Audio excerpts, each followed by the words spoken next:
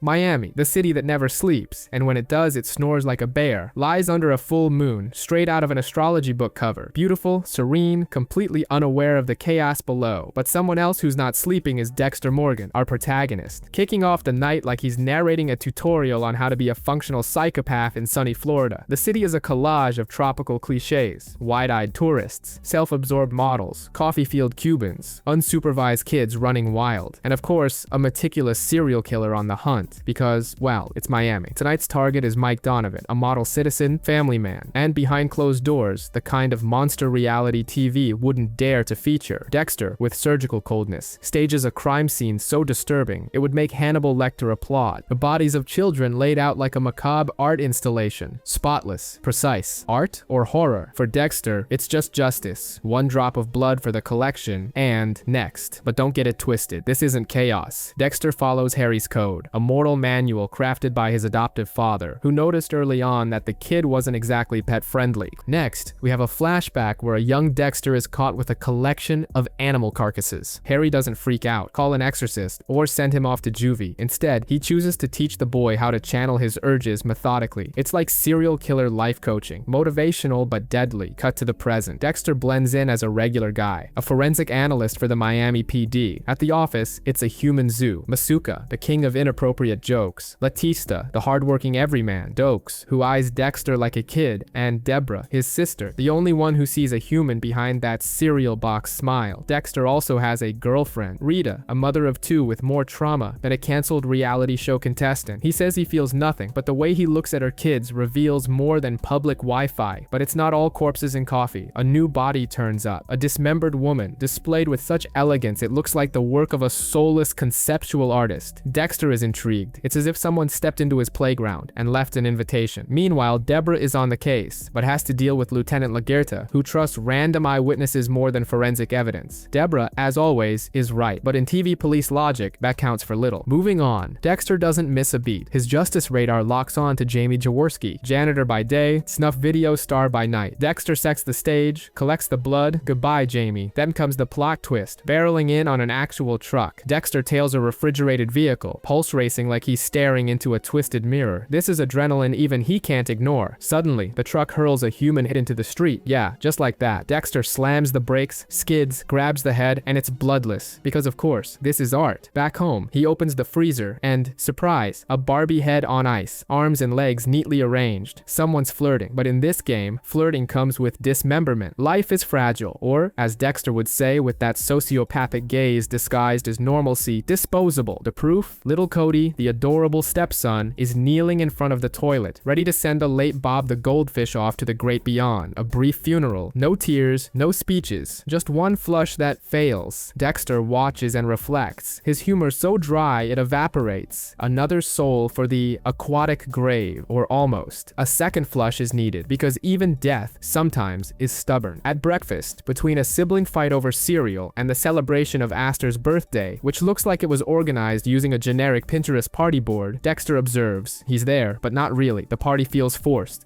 Celebrating another year just being alive feels forced. And as we know, calm in a crime series is always the prelude to a storm. New crime. Dexter arrives at the junkyard and the floor drops out from under him because there it is, the trailer. The same one where he ended Jorge and Valerie Castillo. But surprise, Valerie is there, whole, pristine, laid out ritualistically, embalmed like a twisted piece of art by someone with serious control issues. A symbolic offering left by someone who knows, someone who saw, someone playing Dexter's game and playing it better. That's when it hits him. Things are out of control. Dexter is no longer the lone predator. Someone's lurking, a stalker on par with the ice truck killer, and worse, with artistic flair. Amid this macabre circus, Oscar appears, a Cuban boy locked in the trunk, praying like he's in the middle of a DIY exorcism. Dexter, always composed, feels something new, fear, because that little boy saw everything, and unlike corpses, kids talk. While Oscar clings to LaGuerta like she's some sort of guardian angel, spoiler, she's not. Dexter starts to spiral. He considers everything, running away, destroying evidence, pretending he never existed, logic, tossed out like the leftovers from his last ritual. Flashbacks flicker. Harry, his father/moral gas station, teaching young Dexter how to shoot. Debra, the sideline sister, watching with the eyes of someone desperate to be part of the favorite kid club. She can never know, Harry says. What we do on these weekends your sister can never know about.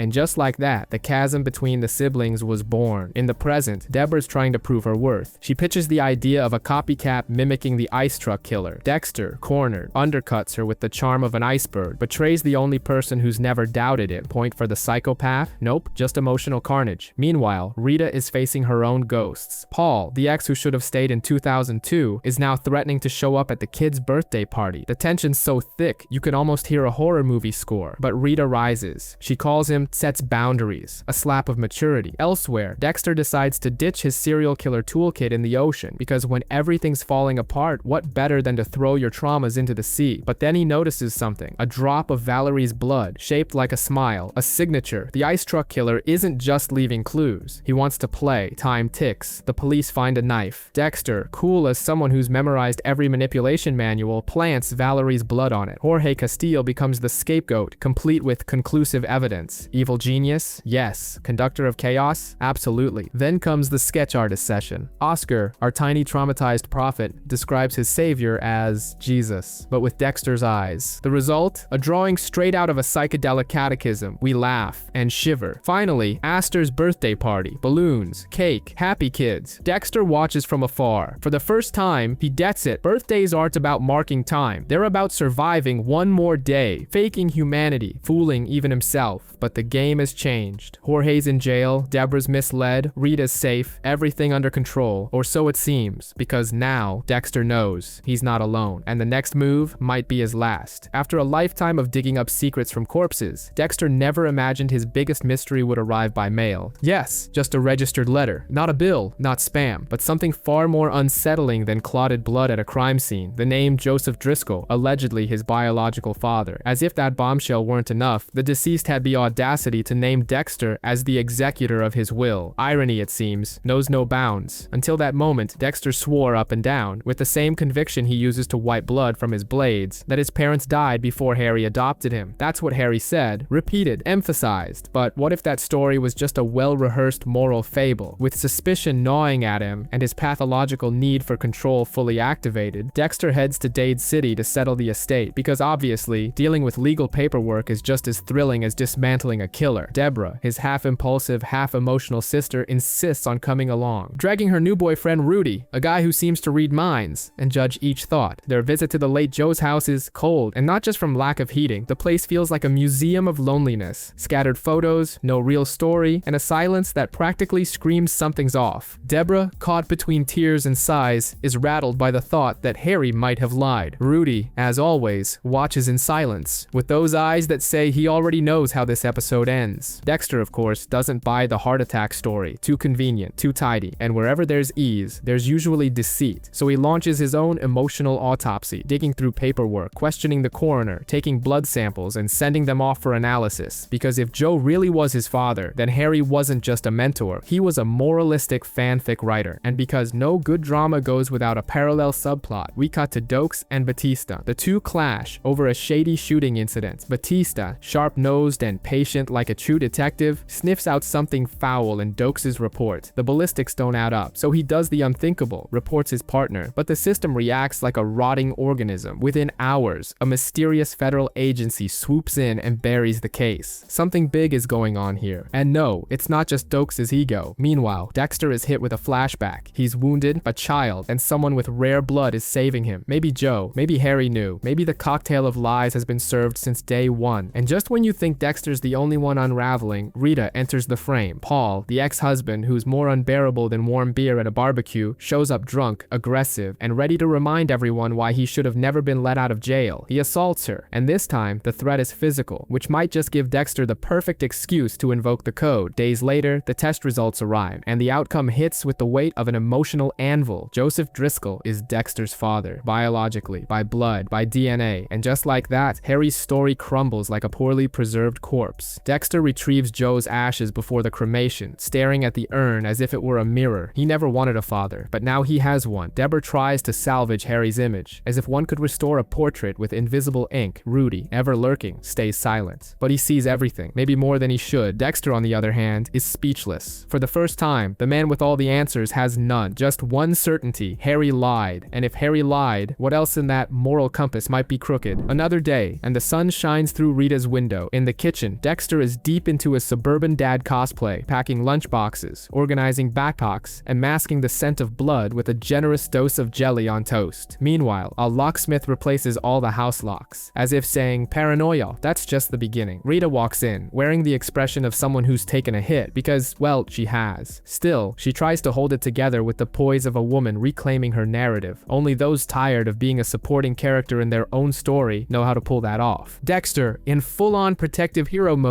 hands her a pepper spray and some empty promises. But anyone who knows this man knows, behind the nice guy mask, there's a monster just waiting for his cue. Cut to the police station. Quiet day? Of course not. A mysterious vial arrives, like a ticking time bomb gift wrapped in red tape. Inside, blood, because letters are so last season, and a hotel key. Dexter, with his signature calm, examines the evidence like a sommelier evaluating a vintage. It's obvious. The ice truck killer is sending him a personal hello. Room 103, Marina View Hotel. Subtle? Not even a little. It's a blatant provocation. Dexter heads to the hotel. Room 103. He opens the door, and all hell breaks loose. Blood everywhere. The floor looks like a crimson ocean, and for the first time, Dexter slips, literally, on his past. A panic attack hits hard. He sees a flash. A boy, drenched in blood, crying, locked in a dark place. The boy is him. The trauma has finally started bleeding back. Meanwhile, Rita stars in her own spin-off of tragedy. At work, she's approached by two cops. Paul, the ex who's basically malware in the justice system, has filed a report for assault. That's right, she's the accused now. Because the world loves a plot twist where the victim takes the fall. Humiliated, Rita is taken in for questioning. Justice? Only if you're watching a bad script. Back in room 103, the forensics team arrives. Dexter, emotionally zombified, watches from a distance. There's blood from 5 different people. No bodies. No footprints, except the killer's own. This isn't a crime scene. It's performance art. A macabre installation made just for him. The ice truck killer didn't sign it with ink. Cut to Batista, at a bar, chatting with a woman with a prosthetic. Multicolored nails. Totally our favorite serial killer's vibe. The woman mentions an eccentric client with a thing for amputations. Spoiler, she just gave away Rudy's identity without even knowing it. Poor Batista has no clue he's flirting with the entire puzzle. Meanwhile, Debra finally snaps. Tired of being the sister who knows nothing, she confronts Dexter. She wants to be part of his life, not just some background blur in the photo. Dexter, of course, can't even begin to cross that emotional bridge. After all, killing is easy. Feeling is the hard part. Then comes Dexter's final move. He doesn't kill Paul, not officially. Instead, he plants a heroin syringe in the guy's apartment and makes it look like he relapsed. Florida's 3 strikes law kicks in, and Paul goes straight to prison. Dexter gets his revenge, but Harry's code starts to creak. Justice or vengeance? Who cares, as long as the problem disappears. Across town, Rudy tries to kill Batista. He strikes from behind like a faceless ghost and drives the knife in without mercy, but the plan goes sideways. 2 young men show up and force him to flee before finishing the job. It wasn't strategy, just bad luck. His game isn't over yet, because Rudy is the kind of killer who brings you flowers before he slits your wrists. He's still undercover, and for now, just another sweet boyfriend. That night, Dexter returns to room 103, alone. He sits in the center, closes his eyes, and lets in the one thing he fears most, the memory, and it comes, full force. His mother's murder, a chainsaw, screaming, blood. Young Dexter watches it all, powerless to stop it. That's where the monster was born, the birth of his darkness. Dexter stands motionless on the pier, bathed in the shimmering light of the moon, a scene fit for a postcard, if not for the minor detail that he's drowning in a pit of despair. The man who used to be colder than a morgue freezer is now visibly shaken. Debra has been kidnapped. Her charming boyfriend, Rudy, turns out to be the ice truck killer, and as if this telenovela-worthy drama weren't enough, Dexter discovers that the city's serial killer is his biological brother. Welcome to a world where family therapy won't cut it. Meanwhile, across town, Debra wakes up on the yacht of doom. She's tied up, confused, and wearing the look of someone who just realized her dream guy is actually a heartless psychopath. Rudy, better known as Brian, watches her with all the empathy of a shark circling a school of fish. Dexter, now in frustrated detective mode, searches Rudy's place and finds a clue straight out of a true crime documentary, a screensaver showing Born Free with lions hunting, subtle as a sledgehammer. The message is clear. Brian wants a family reunion at the container where it all began, the birthplace of trauma, the womb of the monster. Brian, meanwhile, isn't messing around. He throws a Debra into the trunk next to a corpse, because of course nothing says family bonding like an artfully staged murder ritual. Dexter follows the trail and ends up at the trauma container. Surprise, motherfucker!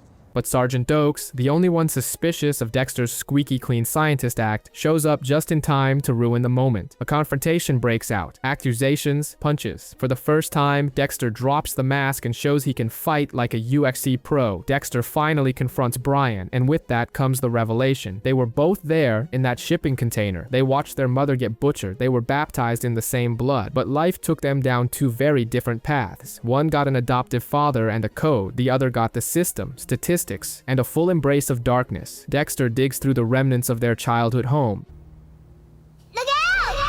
until Brian ambushes him with a syringe, a nightmare of a family reunion. He wakes up strapped to a grotesque recreation of the original crime scene. And the cherry on top, Brian wants Dexter to kill Debra. Yes, kill his own sister as a twisted rite of passage into their brotherhood of murderers. Not even therapy can fix this one. At the height of the madness, Dexter pretends to give in, but at the final moment, he makes a choice. He chooses Debra. He chooses humanity. He chooses to be more than the monster he was shaped into. He saves his sister, but Brian escapes, barely. But Dexter doesn't believe in loose ends. Debra, shaken to her core, still finds the strength to defend Dexter publicly. She doesn't understand what's going on with her brother, but she senses something broken, but something that tried to protect her. And Dexter, ever the existential vigilante, doesn't let it go. He finds Brian, sets the table, but for the first time, the ritual lacks its usual coldness. There is pain, there is grief. Dexter kills his brother, not as a hunter finishing off prey, but as someone who, for the first time, truly feels. And in the end, there he is, walking among the crowd, imagining applause that will never come, a functional monster, an invisible avenger, a man who cleanses the world of darkness while carrying his own. Dexter resurfaces in the middle of an existential crisis, attending a so-called support group, which is really just him facing his own bloodlust. The withdrawal is brutal, and the void left after killing his own brother only keeps growing. Dokes is now his personal bloodhound, shadowing him day and night, waiting for the slightest slip. Trying to look normal, Dexter joins the cops for a bowling night. Forced laughter, fake empathy. Spoiler alert, he's hating every minute. It's been 38 days without a kill. Feels like forever. Then a new target appears. Jimmy Senseo, a phony voodoo priest, but the guy's blind, and that ruins the thrill of the ritual. Killing no longer brings that gourmet satisfaction it used to. Meanwhile, Rita's dealing with her ex-husband Paul, still stirring up drama from behind bars. She's starting to suspect Dexter's hiding more secrets than an Instagram filter. And of course, he's still a pro at emotional manipulation, flashing that pothole fix campaign smile. Debra, fresh from the trauma of being engaged to a psychopath, is thrown back into work way too soon. The new captain, Pascal, doesn't make things any easier for her. She just throws her straight back into the field. The result? A breakdown disguised as a bar fight. Deb's a wreck, and it's not just PMS. Enter the new monster of the week, Little Chino, a wall of muscle and malice, tailor-made for the code of Harry. Dexter sees him as a target with purpose, but Debra's trauma still haunts him, and amidst all that, the bomb drops. Paul dies in prison. Rita feels guilty, and Dexter tries to comfort her as if it wasn't his fault, even though it was. And just when you think things can't get worse, divers stumble upon Dexter's ocean graveyard, dozens of bags with his victims' remains. His masterpiece has just become a crime scene. It all ends with Dexter staring into the abyss, and this time, the abyss stares right back. The walls are closing in. The reign of the Master of Disguise is under threat, and the big question lingers: can the monster still pretend to be human? Miami still plays pretend as a happy little city, but the murky depths are starting to bubble, and guess who they drag up? Masuka, the most eccentric CSI on TV, uncovers that the rocks used to weigh down the bodies contain traces of Coral Cove, the exact marina where Dexter keeps his boat. Coincidence? Not even close. The noose is tightening, and Dexter starts doing what he does best after killing, covering his tracks. In the midst of it all, Dexter hits play on Harry's tapes and finds out that his mother, Laura Moser, was a police informant. And worse, she had a thing with Harry himself. The result? Betrayal, a chainsaw, and the trauma that spawned our favorite series, fueled by this bloody blast from the past. Dexter heads to Naples to hunt down Santos Jimenez, the man responsible for his mother's death. The showdown is intense, but who shows up at the worst possible moment? None other than Lila, with that hypnotic voice whispering, "We could burn it all down together." She stops the killing blow. And speaking of fire, Lila confesses she set her ex's house ablaze. An accident, she says. Charming psychopathy, Dexter thinks. Meanwhile, Debra finds finds out her new guy was just using her to write a book about the ice truck killer, another metaphorical stab to add to her collection. And Rita, she finally decides to act like an adult and confronts her controlling mother, who demands Dexter disappear from their lives because of his addiction. But Rita stands her ground. A rare moment. Rita showing some backbone. Only problem? Her mom moves in permanently. Yep, Dexter now has both the police breathing down his neck and a full-time watchdog inside the house. One wrong move, and he's done for. Dexter Morgan, master of self-control with the face of a model employee, decides it's time to script his own chaos. While the FBI hunts the Bay Harbor butcher like it's Sunday's primetime spectacle, the killer himself pens a manifesto for the press, packed with dime store philosophy and enough lofty references to make even Hannibal Lecter scratch his head. Lundy takes charge of the investigation, with Debra hot on his heels and his silver fox charm dialed to 11. Dexter watches from the sidelines with that trademark smirk. I've got you all wrapped around my finger. But because the universe loves to toy with him, a new murder case drops, a teenage girl killed, and the stepfather pegged as the culprit. Dexter realizes he could frame Dokes with a nudge in the blood report. Still, he sticks to his code. Twisted serial killer rules. Yeah, but rules all the same. Enter Lila, a gothic self-destruction guru wrapped in chaos and temptation. Kisses, manipulation, and theatrical drama follow. She convinces Dexter that killing is just an addiction, replaceable, like smoking. Spoiler, it's not. Meanwhile, Dokes continues his textbook stalker pursuit of Dexter until Dexter flips the script, picking a fight and watching his rival get suspended without spilling a single drop of blood. A checkmate, clean and calculated. But it's not all victory. Cody invites Dexter to his school play. He shows up for 10 minutes. Then Lila fakes a fire. And of course, Dexter runs straight into the drama. The fallout. Cody's heartbroken. Rita's furious. And Dexter fails his audition for Stepdad of the Year. Rita, fed up, finally snaps. In a fiery moment of empowerment meets emotional catharsis, she kicks her gossip-loving mom out of the house. A new Rita is born. Stronger, sharper, done with playing nice. In the end, Dexter lies next to Lila, who whispers that he's clean. But we know, and so does he, that the darkness is only on vacation. The mask is still on. The monster, just napping. Things kick off in overdrive. Rita gave Dexter the boot. Lila's back like an unwanted virus. And the FBI is hot on the trail of the Bay Harbor butcher, who of course is closer than they think. Dokes becomes the new target, while Dexter tries to play it cool. But he's anything but. In front of the cameras, Dexter's the stepdad of the year. Behind the scenes, a serial killer trying to dump a body in the swamp, with the FBI breathing down his neck. He's trying to stick to the code of Harry, but it's starting to feel more like a crumpled napkin with rules scribbled on it. Lundy rolls in with the feds, takes over the investigation, and sidelines the local cops. Dexter, once the forensic golden boy, is now just another name on the list of potential suspects. And when Dokes' car turns up with Dexter's blood slides planted, of course, Dexter doesn't hesitate to throw him under the bus. Innocent? Yes. Perfect scapegoat? Also yes. Debra lets her guard down and starts falling for Lundy. Angel gets caught in the emotional trap named Lila, and Dexter tries to warn him, but no one's listening. Meanwhile, Dexter hatches an elaborate plan to dispose of Jimenez's body. Just when things seem under control, Dokes shows up at the cabin, armed and furious. The confrontation is raw, and the truth comes out. But truth, around here, doesn't mean a damn thing. Dexter locks Dokes up, doesn't kill him, not yet. For the first time, it's not about justice. It's about pure self-preservation. Lagerta, standing by Dokes, isn't buying the official story and starts digging. But intuition doesn't stand a chance against planted evidence. She pushes, but the ground is hostile. Dexter tries patching things up with Rita, and even flirts with a moment of honesty. Says Lila is in the past. Hope flickers, but with dark circles under its eyes. In the end, Dexter pulls off his plan. Body gone, Dokes locked up, and he feels like he's back in control. But he's not, because the real enemy isn't the FBI or Lila. It's the face in the mirror. Deep in the Everglades swamp, silence gives way to a tension straight out of a season finale. On one side, Dexter, the code-bound serial killer. On the other, Dokes, the no-nonsense sergeant who refuses to be a victim. He wants only two options, freedom or death. Caught in between, a cabin with no exits and no diplomacy. Dexter locks Dokes up, but unlike his usual targets, he can't follow the code. Dokes isn't a monster, just an inconvenient problem. The solution? Instead of killing, Dexter decides to frame him. He plants evidence, fingerprints, and crafts an elaborate show to fool the FBI. The Bay Harbor butcher is about to have a new fall guy, and it's not Dexter. Meanwhile, Lagerta is fighting her own battle. She tried to protect Dokes, but now Lundy is threatening her career. And then comes the emotional bombshell. Dexter discovers that Harry, his mentor, and the architect of the code, didn't die of natural causes. He took his own life. The reason? The monster he helped create. Rita briefly returns as a breath of normalcy, offering affection and the illusion of a regular life. But Lila is back to light a fire. literally. Seductive and unstable, she lures Batista in, gets high, and frames him for sexual assault, all to get Dexter's attention. She doesn't just want the man, she wants the monster. Dexter sets his final plan in motion. He stages the perfect crime scene for the FBI to find, with Dokes as the ideal scapegoat. The killer walks free, but his soul has never been dirtier. And just when everything seems under control, Lila finds the cabin and heads straight for the heart of chaos, ready to blow it all sky high, including the game itself. While Miami scrambles to piece together the Bay Harbor butcher puzzle, Dexter is drowning in guilt and memory. The name of the storm? Harry, his father, his mentor, the man behind the code. But now Dexter sees it differently. Maybe Harry didn't die of natural causes. Maybe it was heartbreak from realizing he had raised a monster. For the first time, Dexter faces that possibility, and he feels it. Maybe that was the trigger for his father's emotional collapse. The hunter has become the prey to his own conscience. Meanwhile, Dokes is still locked up, alive, and that's a bigger problem than any body out of the freezer. Not knowing what to do, Dexter flirts with the unthinkable, confessing everything, and then she shows up. Lila, the artist of chaos, puts on another show, accusing Angel Batista of assault. Dexter sees right through the Oscar-worthy performance, but peace never lasts. Debra discovers Lila is a fraud, fake name, illegal immigrant, no trace in any database, call from La Guerta, all the way from Haiti. Turns out Dokes wasn't even in Miami during 2 of the Bay Harbor butcher killings, and he wanted to test the blood slides, not exactly the serial killer profile. Dexter feels the noose tightening, and just as he's about to surrender, Debra steps in with a confession of her own, a raw declaration of sibling love that knocks down every plan he had. He won't turn himself in. He'll protect his sister, even if it means burying the truth. The final decision? Dokes will be the scapegoat. Dexter takes control, wearing that lethal silence like a second skin, the mark of someone who knows how to rig the game. But the FBI is closing in. The cops are catching the scent. Dexter's hit rock bottom, and then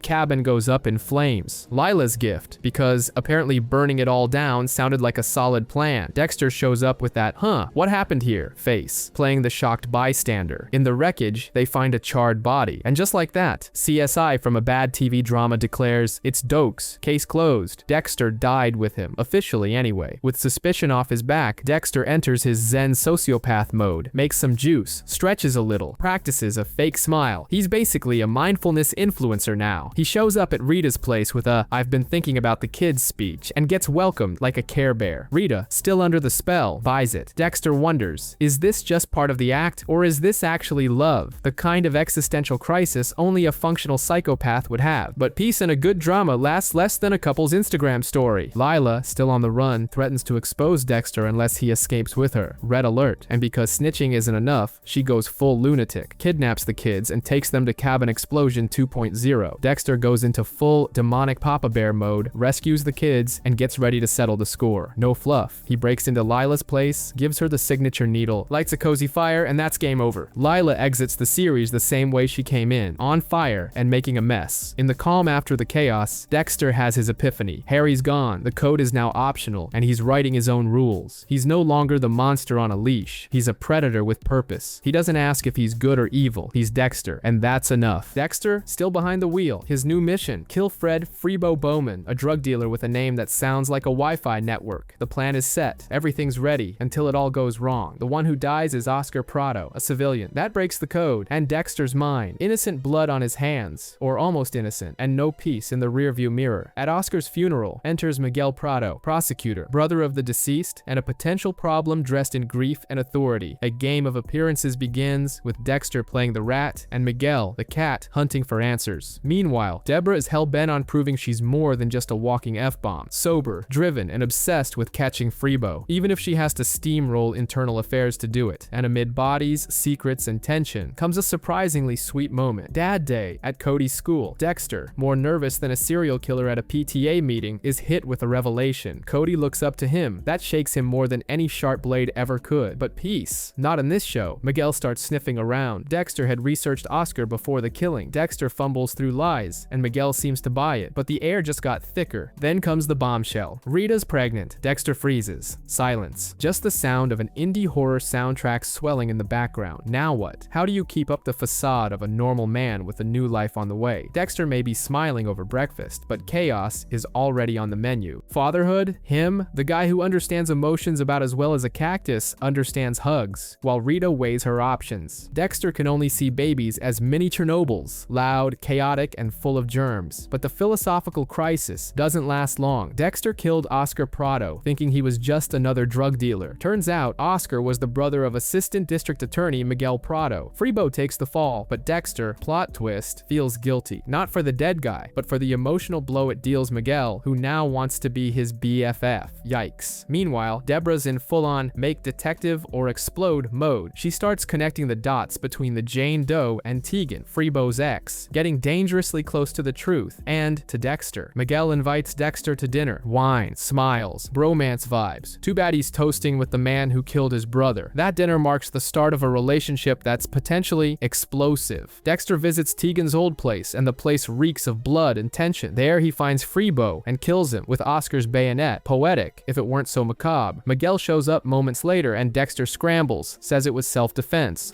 It was self-defense. Miguel buys it, and even looks relieved. That's the beginning of Miami's most dangerous partnership. Back home, Rita makes her decision. She's having the baby, with or without Dexter's support. And for the first time, Dexter faces a dilemma that can't be solved with plastic sheeting and chloroform. Life doesn't want to die. It wants to be born. And that, to him, is terrifying. Dexter starts the day with a bitter pill to swallow. Wendell Owens. The boy who had been interrogated was found dead. Skinned, classic Skinner style. Debra, overwhelmed with guilt, begins to suspect the serial killer is choosing victims based on police investigations. And if that's true, the squad's basically handing him a menu. As Debra spirals into paranoia, Dexter faces a different dilemma. Miguel Prado wants more than friendship. He wants a partnership in crime to test the ambitious DA. Dexter proposes a target he's sure Miguel will back away from. Clemson Galt, a neo-Nazi. But Miguel doesn't flinch. He's in, thrilled like he just scored front row seats to the show of a lifetime. That sets off Dexter's internal alarms. Meanwhile, Debra decides to investigate Ramon Prado, Miguel's hot-headed brother. She and Quinn follow a not-so-subtle trail that leads them to catch Ramon torturing a suspect. Kidnapping charges. Public scandal. No way to spin this one. Realizing Miguel is more dangerous than he seems, Dexter stages a fake escape in court, takes Galt out solo, and later pretends everything went according to plan. It's the classic, I do the dirty work, he gets the glory, only this time, there's a body in the mix. By the end, Debra and Batista deal with the fallout from Ramon's arrest. The Skinners still out there, and Dexter, despite all the chaos, thinks he's found a real friend. But in Dexter, friendship is always just the first step on the road to disaster. Dexter opens the episode with a poetic musing on the butterfly effect, cheap metaphors to explain how everything can go sideways from one dumb decision, like sharing your streaming password and ending up betrayed in Paris. Emotionally, of course. Enter Miguel with a wild proposal. He wants to kill Billy Fleeter, a washed-up football player turned hitman. But here's the twist. Miguel wants to do the deed himself. Dexter is caught between playing mentor or becoming an accomplice to a well-dressed lunatic. Meanwhile, home life is a minefield. Rita's pregnant and in full-blown bridezilla mode, losing it over everything. Square waffles, car radio settings, even brunch has turned into a civil war. Dexter tries to help, but ends up being the punching bag with a name tag. Across town, Debra finds out Anton was never an official informant. Quinn threw him into the line of fire without saying a word. The result, one foot out of the relationship, the other teetering on an emotional breakdown. Back to the main plot. Dexter takes Miguel to the casino, where Fleeter gambles away what's left of his dignity. He tries to teach Miguel the Psychopath Boy Scout Code trademark, but Miguel acts more like a kid playing with a real gun than a calculated vigilante. They break into Fleeter's place. Dexter follows the plan with surgical precision. Miguel, a total mess. In the end, Miguel kills Fleeter with disturbingly gleeful enthusiasm. That's when Dexter realizes he's created a monster in a suit. Meanwhile, in the Skinner investigation, a terrified Latin worker freaks out at the name George King and begs to be deported. Message received, King is the Skinner, and because disaster never travels alone, Anton goes missing. Debra visits the scene and finds signs of a struggle in freshly trimmed trees, the Skinner's signature. Silence. Panic sets in. Amid the chaos, Dexter tries to act normal. He buys a ring and proposes to Rita. It's a sweet moment, but we know better. That piece? Just a dramatic pause before the next catastrophe. In the end, Dexter reflects. He gave Miguel wings. And now, the butterfly effect is just getting started. And then the tension sets in. Anton is gone. The only clue? An empty dumpster and trees torn apart, as if they'd had a fight with an axe. Spoiler alert, Skinner was here. And Anton? He's now at Skinner's private spa. Translation, chained up and tortured with a knife in the basement. The police go full Hollywood action mode, shouting, sirens, and total chaos. The result? A Tarantino-level abduction. Debra, ever the bleeding heart, spirals into an emotional decision-making mess. And you already know how that usually ends. Meanwhile, Dexter and Miguel are deep in their killer bromance. A shared murder bonds them, but things start to rot when Miguel starts lying, disappearing, and coming up with excuses worse than a telenovela plot twist. Dexter, the betrayal bloodhound, picks up the scent. Something's about to blow, and it does. With the disappearance of Ellen Wolf, the defense attorney Miguel promised to leave alone. Dexter finds blood in her house. Not ketchup, real blood. That's when he gets it. Miguel broke the code. He killed on his own, played Dexter like a background extra. The cops finally catch up to George King. The interrogation? More zen than a yoga retreat. Debra's on edge, ready to explode, but George keeps flashing that smug little smile. And Anton? He might still be alive. Or not. That's when Debra, now in full Avenging Angel mode, pressures Mario Astorga and gets the location of the hideout, a warehouse under a freeway, a rescue carried out by Debra, and for the first time, it's not a death. It's a salvation. But the emotional truce doesn't last. Dexter decides to test Miguel's symbolic gift, a shirt supposedly stained with Freebo's blood. The result? Cow's blood. Literally. Miguel lied to earn his trust, and that's the last straw. It all ends in the tense silence of a broken relationship. Dexter's done pretending. He feels now anger, disappointment, betrayal, and with that comes a final decision. The bromance is over. So is the trust. From now on, Dexter Morgan plays solo. Miguel Prado has become a problem. Dexter realizes that his so-called friend is now a foe in disguise. Their fake friendship, built on codes, has turned into a silent duel, and Dexter is already planning the goodbye, syringe in pocket, and smile on face. At the bachelor party, there's everything. Booze, a dancer, Miguel's hypocritical speech, and a thick layer of tension. While Miguel toasts to friendship, Dexter's already onto plan B. Rita, with her sharp bride-to-be instincts, suspects something off about Miguel as the best man. Dexter plays it cool, but has mentally uninvited him already. Sadly, you're dead. On the police front, things are tightening up. A black SUV is linked to Ellen's crime scene. Debra and Batista are getting way too close to the truth. Miguel starts sweating bullets, but Dexter's already a step ahead. He decides to kill Miguel Skinner style, to throw everyone off. Ironic? Totally. Miguel wanted to be like him. Now he'll die like him. The final showdown feels like a soap opera scene with an HBO budget. Miguel tries to get all emotional. We're the same. I understand you. But Dexter's not buying it. He drops the bomb. Killed my brother. I killed yours too.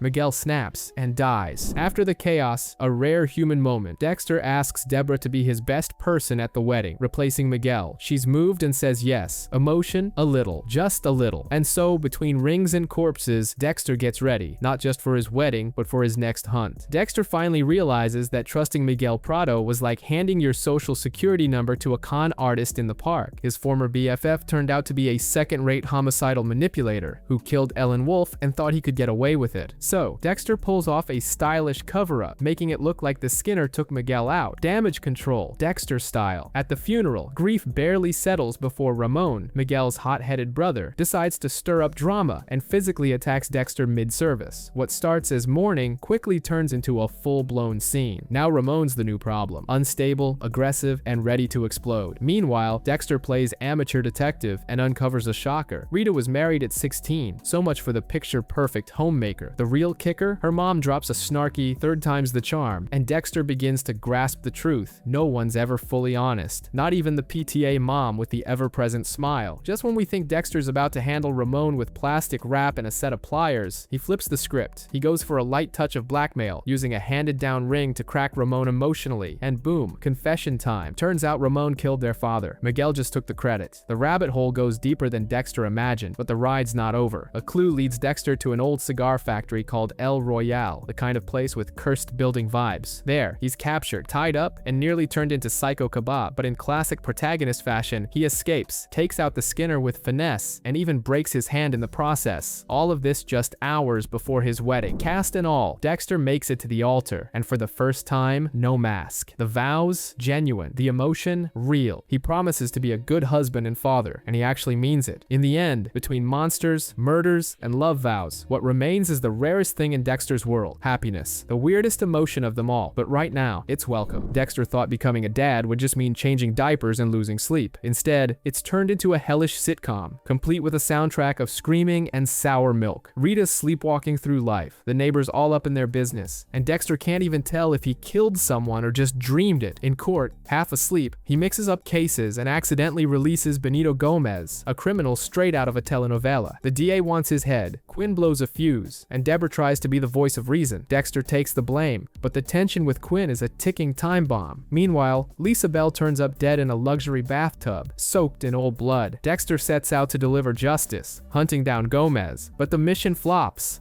A cop botches the sting, and Dexter returns home with nothing but guilt. And because Disaster's love company, Frank Lundy, resurfaces. Obsessed with a serial killer called Trinity, he thinks Lisa was just the beginning. And who does he pick to help unravel his wild theory? Sleepwalking Dexter, of course. In the end, Dexter finally catches Benito, wraps up the ritual in his signature plastic. When the phone rings, Harrison's got an infection, Rita's in a panic. Dexter ditches everything to rush to the pharmacy. In the car, Dexter realizes he kills for two now. The predator has become a family man, and this existential crisis, it's gonna cut deep. No anesthesia. The hunt for the Trinity killer picks up speed, and the script gets darker than dinner with the in-laws. Frank Lundy, the stubborn retired FBI, cracks the killer's pattern. Bloodbath in a tub, mom diving off a ledge, dad bludgeoned into mush. A macabre combo with a soundtrack of doom. Meanwhile, Debra tosses her emotional compass out the window and gets tangled up with Lundy, turning spreadsheets and ballistics into longing glances and parking lot makeouts. Tension becomes romance, and romance, a tragedy in the making. Dexter, on the other hand, gets 72 hours of bliss. No Rita, no diapers, no baby cries. His idea of a relaxing weekend, gourmet murder. Target, Zoe Kruger, a cop with a toothpaste commercial smile and the soul of a busted freezer. Dexter finds out she killed her own family to cut ties. Freedom that comes with a karmic invoice. Even with a staged crime scene and a forgotten glove, Dexter hesitates. But when Zoe threatens his own family, the protective dad instinct kicks in. He sets the perfect trap and takes her out. Not for fun, but out of fierce, fatherly instinct with a dash of sociopathy. And just when it feels like the episode might close with a hint of romance or redemption,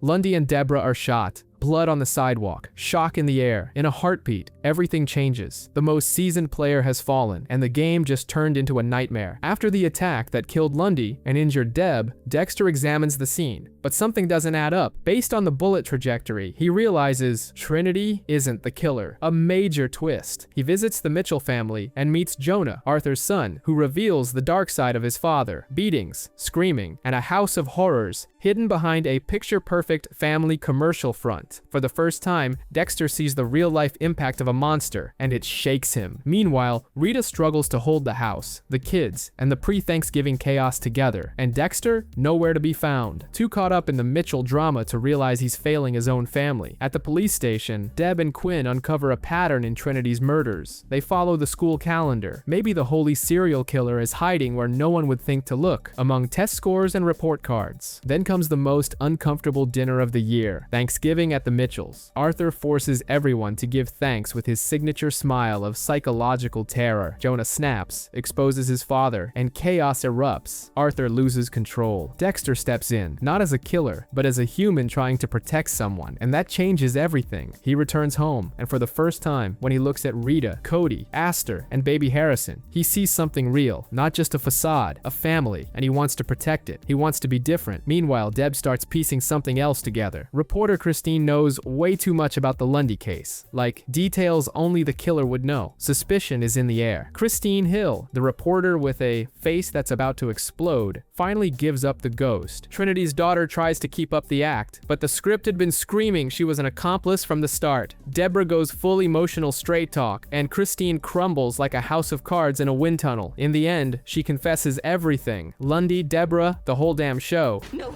don't!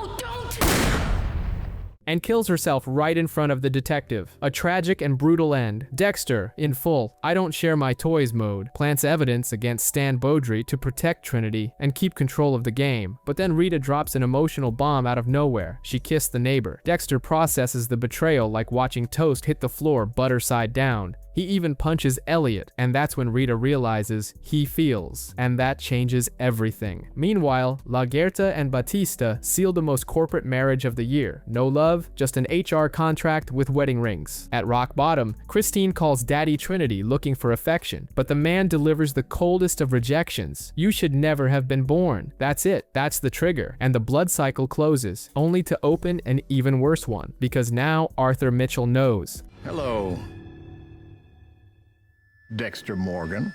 Kyle Butler is Dexter Morgan. In the end, Debra, broken inside, calls Dexter, and for one rare second, he's just her brother. Not the monster, just the brother. Dexter tries to close the Trinity Killer chapter with a cunning plan. Frame a man named Stan Beaudry, plant the evidence, and stage a fake ending to the case. But Arthur Mitchell isn't just anyone. He walks into the police station, stares Dexter down, and says his full name out loud, Dexter Morgan. The tension explodes. The game changes. Trying to keep up appearances, Dexter gets arrested for a traffic violation. Dark irony for a serial killer. Behind bars, he realizes Harry's code is no longer enough. For the first time, he admits it. He's on the edge of collapse. Meanwhile, the police uncover something even darker about Trinity. Before the classic cycle of murders, he started with the abduction of a 10-year-old boy, a monster far worse than they had imagined. On another front, Debra finally fits the last piece into a twisted family puzzle. Dexter is the son of Laura Moser, Harry's informant, and the brother of the ice truck killer. A long-buried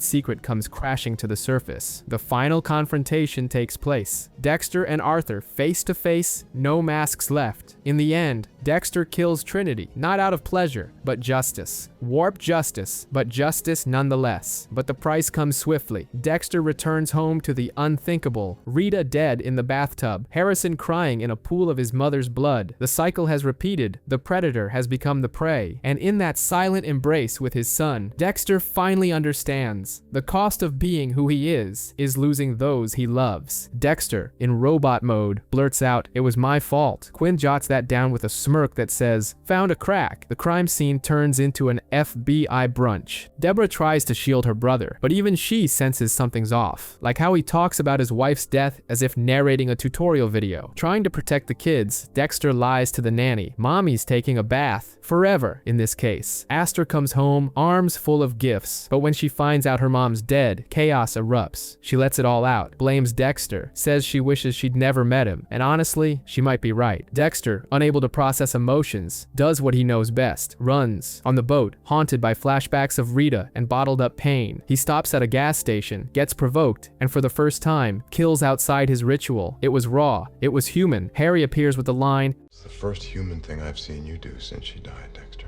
and then it hits him. Dexter felt something. That spark of emotion brings Dexter back. Funeral. Everyone expects him to be cold, detached, but he speaks. And it's not about death, it's about love. About how Rita believed in his humanity, even when he didn't. And yes, he cries. Dexter is falling apart. Grief over Rita has turned into a noisy ghost, and Aster's rejection hits him like a daily punch to the gut. She wants nothing to do with him. She wants to live with her grandmother, and for the first time, he feels real guilt. As he tries to piece his life back together, the FBI decides to play catch-up. They want to know why Arthur Mitchell killed Rita. Naturally, the name Kyle Butler, Dexter's old alias, becomes a key lead in the investigation. Amid the mourning and chaos, a strange source of relief appears. The search for a babysitter, after a parade of bizarre candidates. Sonia shows up, an Irish caretaker with a grandmotherly vibe, and the soul of Mary Poppins. Dexter, who barely trusts his own reflection, trusts her. And oddly enough, that's progress. But Miami doesn't rest. A new case lands on the squad's desk. Francisco Alfaro murders his wife in a bizarre ritual involving Santa Muerte symbols, then takes his own life. Debra, more fired up than ever, grills the tight-lipped neighbors while trying to piece things together. Dexter, by instinct, sniffs out a new monster. Boyd Fowler, a dead animal collector with the aura of a dormant serial killer. The plan is set, the kill room ready, but the ritual goes sideways. In the middle of it all, a mysterious woman appears and sees everything. What was supposed to bring relief becomes yet another trauma. In her, Dexter sees an echo of Rita, and it breaks him. Meanwhile, Lagerta and Batista are locked in their own marital mess. A bar fight with a macho cop spirals into chaos at the precinct, putting Batista's badge and their marriage on the line. The Santa Muerte cult case takes a darker turn. Fauzi, the informant who helped Debra, is found murdered. The message is loud and clear. Get too close, and you're next. It all ends on a rare note, a glimmer of hope. Sonia brings news that pierces Dexter's emotional armor. Harrison took his first step, and for the first time since Rita's death, Dexter smiles. A genuine smile. Amid all the blood, something is still alive. Dexter barely wakes up, and the past is already banging at the door without knocking. The Fuentes brothers are still competing in the Who Can Traumatize Faster contest, while Debra and Batista scramble after them, piecing together shattered victims, inside and out. Lumen, now more Avenger in training than damsel in distress, is starting to show she's not interested in forgetting. Dexter notices the shift in her gaze. It's not just trauma anymore, it's thirst for revenge, and that's a red flag for a serial killer who thrives on secrecy. Meanwhile, Debra interviews a Fuentes survivor who's shaking like a horror movie extra. He drops a weird clue. The attacker had an eye tattoo on his hand. Cult, gang, or just some nutjob startup with a creepy logo. Dexter tries the go and be free route, offering Lumen a ticket and a fresh identity. She says no. She wants justice or blood. And for the first time, Dexter hesitates. Is he feeling empathy or just afraid he sees himself in her? But Lumen doesn't wait. She goes after Robert Brunner, convinced he's one of the monsters. Dexter races over just in time to stop her. The guy's innocent. Lumen almost crossed the line. Almost. For now, her hands are still clean. Elsewhere, Batista reaches peak jealousy, practically a textbook on how to ruin your marriage in 3 easy steps. He barges into one of Laguerta's ops, thinking she's cheating, when in truth, she's risking her neck to clear his name. Drama, shouting, and in the end, a love that's messy but still standing. To top off the emotional cocktail, Lumen almost boards a flight but backs out. Dexter watches from a distance, and in the chaos, wonders. Does Harrison, his son, carry that same darkness too? Or is it just his own fear talking? Tensions are rising fast, and Dexter makes a heavy decision. He sends little Harrison to his grandparents in Orlando. A protective move, sure, but also proof that even a psychopath has a heart, even if it's made of stone. He and Lumen go into hiding while Jordan Chase starts plastering their faces on posters in his room. Meanwhile, Debra and Quinn are knee-deep in the Barrel Girls case, and realize Boyd Fowler wasn't a lone wolf. New DNA pops up, and Cole Harmon shoots back to the top of the creeps list. Then the bomb drops. They raid Cole's house and find 13 DVDs. And guess what? Lumen is number 13. Now it's not just about justice, it's personal, and the girl's turning into a Dexter 2.0 with a conscience. Next target, Alex Tilden, a name revealed by Emily Birch, the original survivor. She's the genesis of this nightmare, and her eyes say it all. Dexter and Lumen break into Alex's house, and Lumen shows just how far she's come. She kills him with her own hands. Dexter watches, in awe. For the first time, he shares the dark passenger. That's intimacy, like sharing a streaming password. Meanwhile, Debra starts piecing things together. What if the killings are the work of a victim who survived? Enter the vigilante victim theory, and the net starts closing in. Sensing the cops getting close, Jordan Chase tries to play innocent and hands over his DNA, thinking he's the smartest guy in the room, but the Guru act is over. He's officially the villain now, badge and all. In the end, Dexter watches Lumen after the kill. There's no guilt in her eyes, only relief. And in that calm, post-trauma gaze, he sees himself. For the first time, maybe not such a monster, maybe someone worthy of love, or at least not completely alone anymore. Dexter's gone full Rambo of the heart. Lumen's been kidnapped by the psychopath guru himself, Jordan Chase. And while the cops can't seem to tie their own shoes, Dexter's racing against time and his own feelings. For the first time in a long while, what's driving him isn't Harry's code or the need to kill. It's almost love or something dangerously close. Meanwhile, Liddy's body turns up, and Quinn becomes the prime suspect. Blood on his shoe, sketchy phone calls, hidden surveillance gear. All he's missing is a no comment and a lawyer. But Dexter has no time for police drama. Lumen's in danger, and he's trying to put this puzzle together with shattered pieces. And because the universe thrives on chaos, Aster, Cody, and baby Harrison show up for a birthday visit. Because of course nothing says emotional crisis like juggling diapers and a kidnapping. Debra, caught in the crossfire, tries to stay grounded. Quinn's under fire, monsters are being taken down, and Jordan has vanished. The police, more lost than a villain in a Marvel series. But Deb senses the end is near. Dexter tracks down the River Jordan camp because nothing screams egomaniac psychopath like a camp named after yourself. There, the stage is set, but the hunted becomes the hunter. later. When Dexter frees Lumen, she's the one who ends Jordan. But before they can vanish into the sunset, Debra arrives. She sees the aftermath, vigilantes who took down monsters, and in a rare moment of empathy, she lets them go. Without knowing, she saves her own brother. Then comes the hardest part, goodbye. Lumen, now healed from her pain, says she can't stay, and Dexter, who thought he'd found someone who saw his darkness, realizes that without her pain, there's no them. At Harrison's birthday party, cake, balloons, and guests who have no idea what he's hiding, Dexter just watches. Quinn is cleared because forging lab reports is apparently an art form, and Aster drops one of those gut-punch truths only traumatized kids can. Even kids try to fix the world, Dexter reflects. Maybe everything he's done was just that, a twisted attempt to balance the universe, but in the end, he remembers, wishes are for children, and still, he wishes. Dexter's back, darker than a Miami blackout, more brooding than a goth on a bad day, and still clinging to his favorite hobby, killing. Not for fun, well maybe a little, but under the ever-rigid Harry's code. Life's been rough, Rita's dead, Debra's alive, but buried under moral crises, and Lumen is just a ghost of a cancelled summer fling. Now, he juggles single fatherhood and serial murder with the cold precision of someone who plans corpse disposals like grocery lists. 2 organ traffickers cross his path, and leave it, scalpel signed and sedated to death. Trying to be a responsible dad, he enrolls Harrison in a Catholic school. Problem: Dexter believes in faith about as much as he trusts stable Wi-Fi. When asked about religion, he coolly drops that he believes in nothing.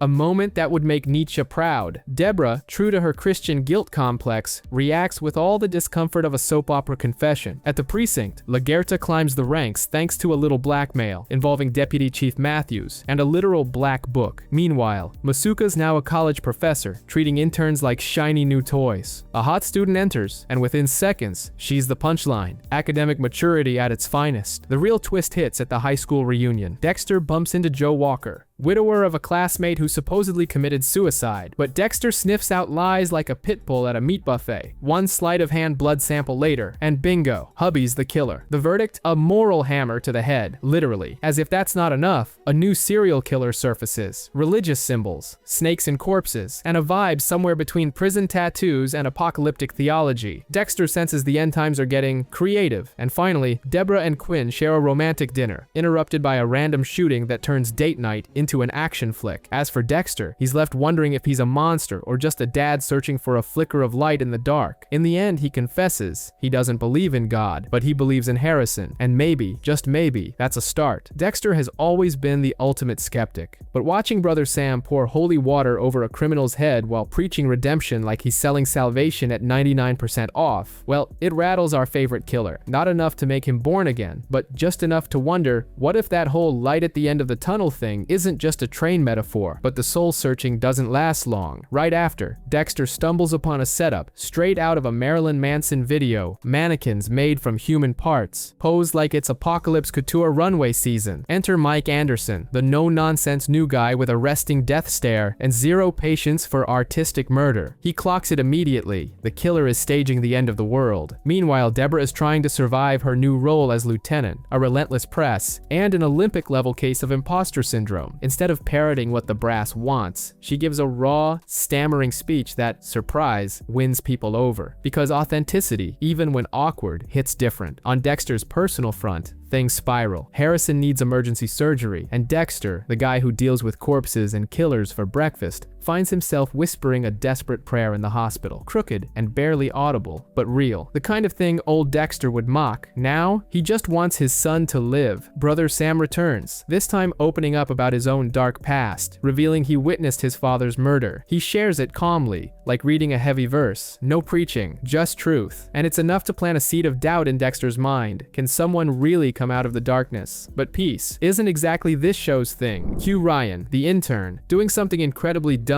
She steals a relic from the ice truck killer case, because apparently selling serial killer memorabilia on eBay is a thing brilliant. In the investigation, a name pops up, James Geller, a professor obsessed with the apocalypse who vanished after stealing a Roman sword. Allegedly, the same one used by John the Revelator. Yes, that John. To top off the chaos bingo, another victim surfaces, apocalyptic symbols, and even a trail of locusts at the botanical garden. Third murder, it's official, serial killer status unlocked. But what really gets under Dexter's skin is Travis, Geller's supposed a disciple. There's no cruelty in his eyes, just faith. A kind so fierce, even a methodical murderer starts to wonder, does this guy actually believe? Maybe they're not dealing with just another psycho. Maybe it's two, and one of them is devout. In the end, Harrison pulls through, and Dexter, still clinging to science and logic, understands something new. Sometimes, just sometimes, even a monster needs a miracle, even if it's just for a second. Meanwhile, Brother Sam gets shot. At home, in the garage, Debra breaks the news, and Dexter, who usually feels nothing, rushes to the scene like he actually has a heart beating in his chest. The scene is heavy. Brother Sam wasn't just another victim. He was one of the few trying to spark something good inside Dexter. Meanwhile, Travis, our apprentice of the apocalypse, begins showing signs of humanity. He hesitates to sacrifice a woman and starts questioning Geller's methods. Doubt is taking root. Dexter investigates the shooting and zeroes in on Leo Hernandez, a very guilty-looking suspect. After tailing and confronting him, Leo is killed in a shootout. Case closed, not even close. Something feels off. And then, the brutal truth. The one who shot Brother Sam was Nick, the very man Sam was trying to save. At the hospital, on the brink of death, Sam asks for something that cuts deeper than any knife: forgiveness. He wants Dexter to choose compassion, and for a moment, it seems like he might. Dexter takes Nick to the beach. The guy confesses, and even brags about it. And then, Dexter makes his choice.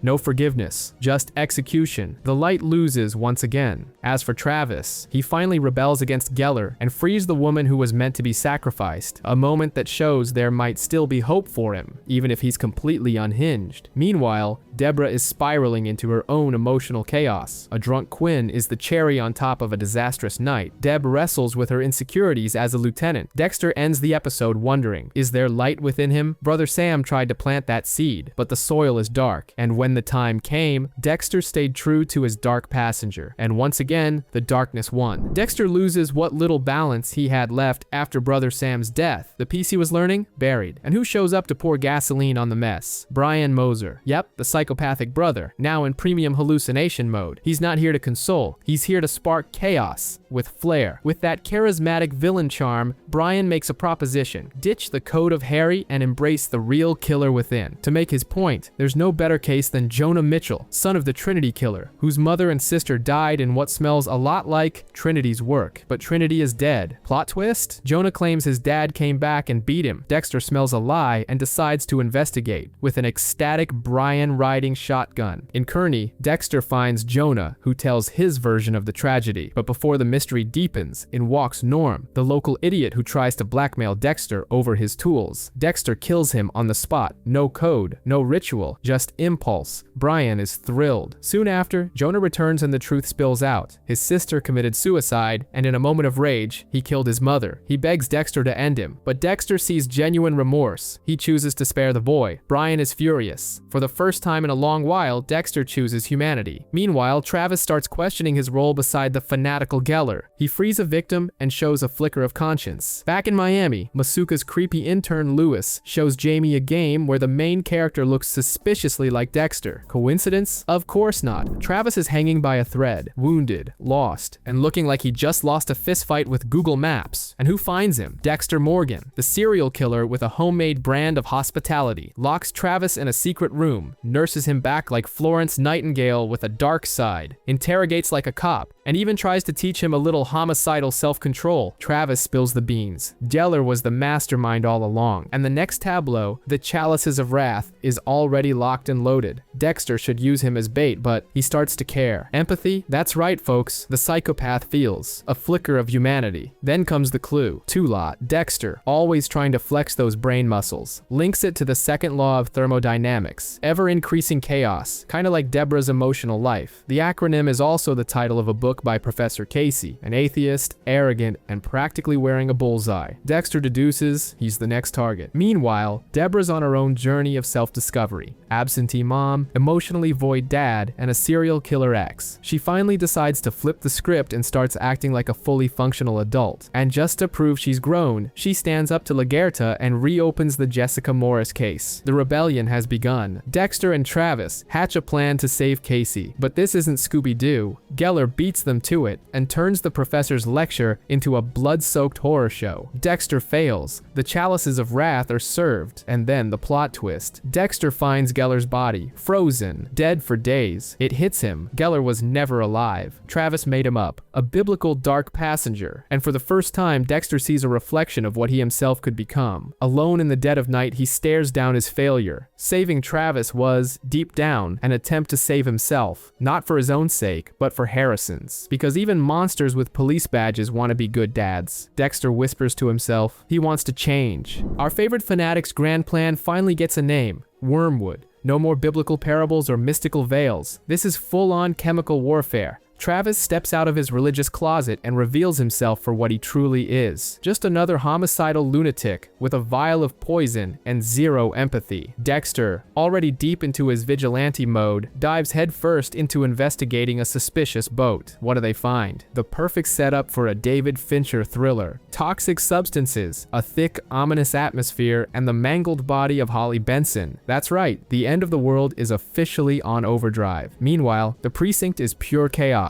Batista vanishes after deciding to play solo detective with Steve Dorsey. Debra, sharp as ever, smells trouble in the air, and guess who swoops in for a last-minute rescue? Quinn. Yes, the same Quinn who hasn't gotten anything right since 2009. But he actually manages to save Batista from going up in flames in a burning house. Let's hear it for the miracle of functional incompetence. Back at the station, Beth appears, Travis's accomplice in a walking tragicomedy. She walks in with a backpack, never a good sign. Claims to have information, and of course, it's a trap. She's about to release poisonous gas, but Dexter channels his interaction hero, locks her in an isolated room, and saves his sister. A rare moment. Dexter acting as a savior, not a slayer. Debra, on the other hand, is in her own soap opera. She confronts Deputy Chief Matthews about Jessica Morris's death. He confesses, begs for silence, and for the first time, Debra stops playing pawn to the brass. A small step for morality, a giant leap toward the commander's chair. Homeland Security swoops in, because where there's poison gas, there's terrorism. Dexter, as usual, gives bureaucracy the finger and sets up a scene straight out of the Da Vinci Code. Statue number 666 and Geller's dismembered hand. The message: I'm coming, Travis, and I'm off the leash. Oh, and as if that weren't enough, Debra's therapy sessions take a hellish turn. Her therapist suggests that maybe, just maybe, her feelings for Dexter aren't exactly brotherly. Debra denies it, but the seed of doubt has grown into a top-hatted elephant in the room. Dexter finally captures Travis. Victory? Not quite. The gas leaks. Dexter blacks out. And Travis, like any proper villain, flips the script and ties Dexter up on a gasoline-soaked boat. Yes, a scene worthy of a season finale. Travis sets the place ablaze and walks away thinking he's won. Spoiler, he hasn't. Dexter escapes the flames, because of course, he's the protagonist, and the series isn't over yet. Dexter is stranded in the middle of the ocean, dehydrated, drifting, and hopeless. Alone, he reflects on the cruel irony of being left to die like his own victims. And then, against all odds, a boat appears on the horizon. He's saved. Returns to Miami looking like a contestant who barely made it off a survival show. He reunites with Harrison. There's a heavy silence, not from lack of love, but from trauma. For the first time, Dexter tries to be a father before being a monster. Meanwhile, Travis Marshall, the messianic psychopath, is still out there. After the lake of fire, he vanishes, only to prep his grand finale, a sacrificial act during the eclipse. The police connect the dots and realize Travis is looking for a lamb, a symbolic victim. And who does he pick? Harrison. Travis crashes the school play dressed as a lion and kidnaps Harrison. Dexter snaps into desperate dad turned Liam Neeson mode and follows the trail to the rooftop of Transcorp, where Travis is ready for his climactic finale. But tables turn. Dexter pretends to be the lamb, knocks the villain out, saves Harrison, and takes Travis to his table. Ritual complete. But the real twist? Debra, investigating on her own. She tracks Dexter to the church and catches him red-handed. Syringe in hand, Travis wrapped and ready for the kill. No excuses. The truth bleeds through their eyes. Her world collapses.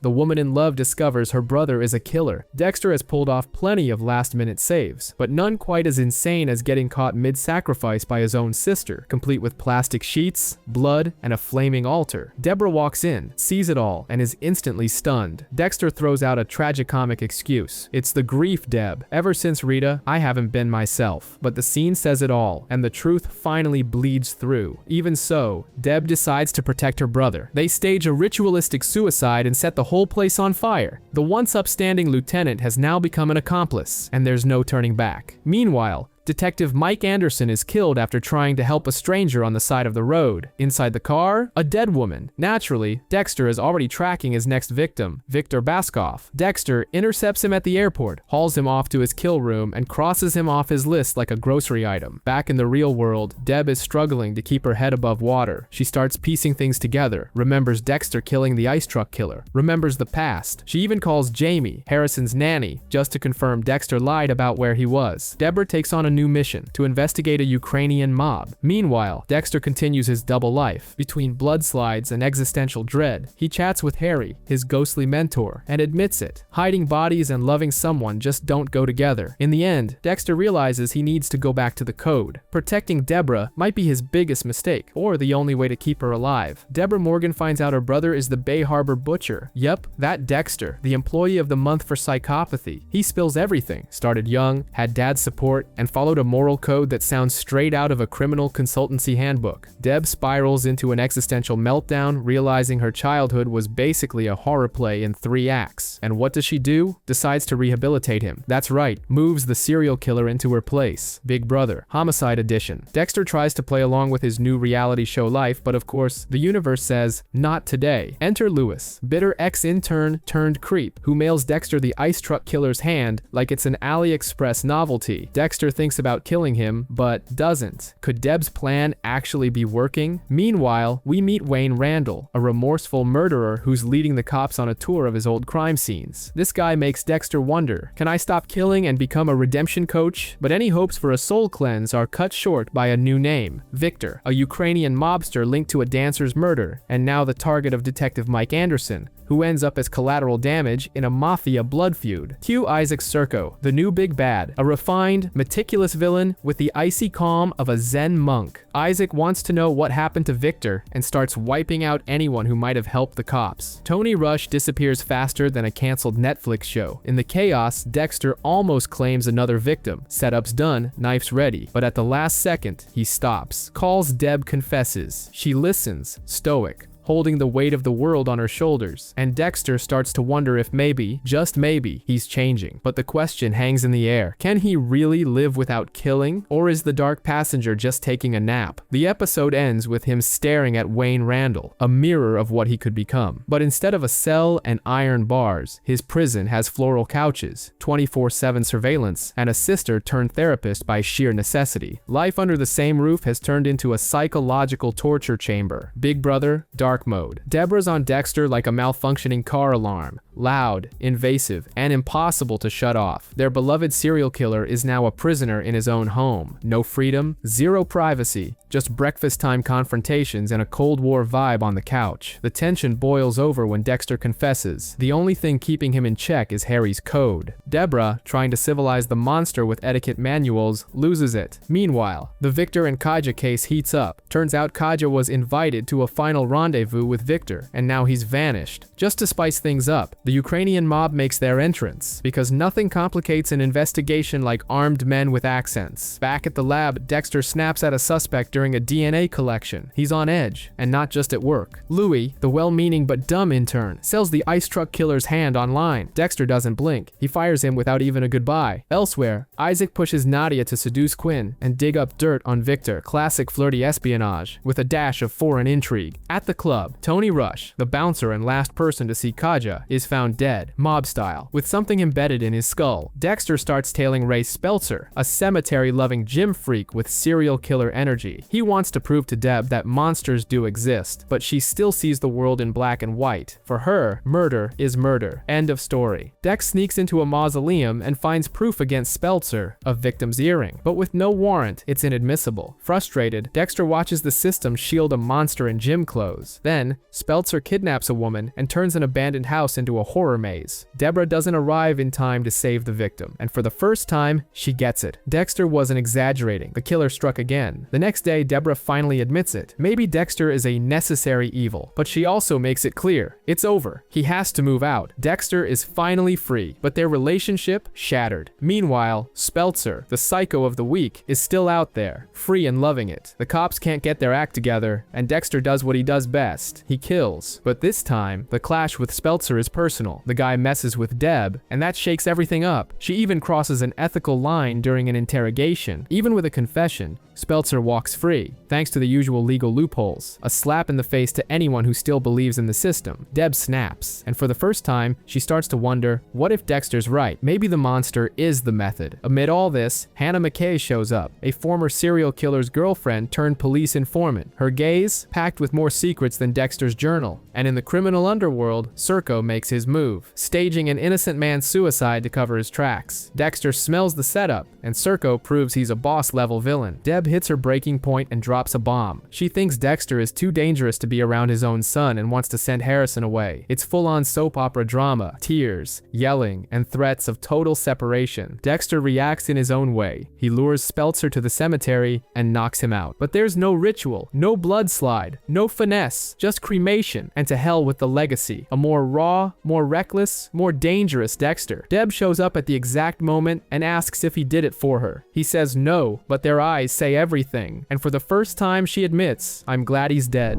Lagerta is back on the hunt, sniffing out clues like a serial killer archaeologist. She finds a blood slide belonging to Travis Marshall, a signature item of the Bay Harbor butcher. Suspicion mounts. Meanwhile, Debra is cracking under the weight of her brother's secret. Trying to be both a cop and an accomplice is tearing her apart. Out of nowhere comes Isaac Serco, a villain straight out of a Soviet-era thriller. He knows Dexter killed Victor and vows revenge, the kind that involves putting everyone through a human blender, including Deb. Dexter starts losing his grip, and fear creeps in. His solution? A cheap motel. He and Debra hide among dust mites and childhood memories that only deepen the emotional burden. Deb's on the verge of collapse. Amid the chaos, Hannah McKay appears, seemingly cooperative, but Dexter can smell the sugar-coated danger. He finds out her secret. She killed with Wayne Randall, and of course, she has full immunity, lethal, charming, and dangerous. Dexter is intrigued and drawn to her, trying to take down Isaac. Dexter sparks a gang war between rival mafias. Bullets fly, blood flows, tension peaks, but Isaac survives. He's not playing chess, he's playing Risk, with grenades. Meanwhile, Lagerta presses on with her personal crusade. She interviews Ty, the son of one of the butcher's victims, and gets hold of old photos where Dexter might be lurking in the background. She's closing in, and Debra, despite her reservations, has become an official accomplice, drowning in her moral dilemma. The climax unfolds in a psychological showdown between Dexter and Isaac in prison. They face off like distorted reflections, different accents, same inner darkness. Isaac wants revenge, but there's a hint of Shakespearean justice in his eyes. Debra gives Dexter the photo from Lagerta. Her voice breaks, heart shatters, and she decides, I'm done with this double life. Dexter and Hannah finally cross the line between sexual tension and low-budget fan fiction. That chemistry everyone's been talking about, it stops being a metaphor and becomes something way more physical than the code of Harry would ever allow. Sal Price decides he's done with mediocre journalism and starts digging into Hannah's past harder than a gravedigger on overtime. He finds out her ex-husband may have been poisoned and plans to exhume the body. Spoiler, it won't end well for him. At Miami Metro, chaos reigns. The key piece of evidence against Isaac Serco, a blood sample vial, vanishes into thin air. Corruption? Most likely. Suspects? Quinn, the cop with worse judgment than a reality show contestant. To top it off, Hannah's sister-in-law greenlights the exhumation, but the body wasn't embalmed. Result? No usable evidence. Hannah, or whoever's helping her, is playing 4D chess, while the rest of the department is stuck with tic-tac-toe. Sal Price predictably ends up dead. Poisoned. The weapon, a tampered pen, but with no toxins showing up in the autopsy, there's no arrest. Debra finally snaps and calls Dexter with a voice that could cut glass. She tells him to do what he does best. Translation, kill for me. Dexter destroys Sal's files, and Hannah confesses she killed to protect them both. They're officially partners in crime now. It's not Rita-style love or Lila-level obsession. It's full acceptance. Hannah sees both the man and the monster in Dexter. And Dexter, he starts thinking this might be the closest he's ever come to truly loving someone. There's no turning back now. Debra has reached her breaking point. Learning that Dexter is a serial killer was already too much. But seeing Hannah McKay walk away unpunished, that pushed her over the edge. She makes a decision. Dexter needs to kill Hannah. Why? Sal Price, the journalist, was poisoned, and Deb is convinced the blonde is to blame. Dexter refuses refuses. Not because he's forgotten how to kill, but because he loves Hannah, and Debra can't even begin to imagine that. Meanwhile, things are heating up between him and Hannah. Dexter starts opening up like never before, talking about his kids, his double life, the infamous Harry's code, and Hannah, she gets it. The connection between them is as twisted as it is intimate. Elsewhere, Isaac Serco escapes police custody and tries to kill Dexter, but the showdown turns into a therapy session at a bar. Isaac reveals that Victor, the man Dexter took out, wasn't just a crime partner, he was the love of his life. Now, vengeance comes with a soundtrack of tragic romance. Debra, seething with rage and disgust, confronts Hannah directly. The tension is thick enough to slice with a butter knife, and in the middle of it all, Dexter takes the kids to the beach, trying to live a happy family moment, but Astor drops a truth bomb, and Dexter realizes he's the odd one out, a psychopath pretending to be a normal guy. Then comes the emotional gut punch. Debra, torn apart by a whirlwind of feelings, confesses she's in love with Dexter. Kill Travis Marshall to tell you that I'm in love with you.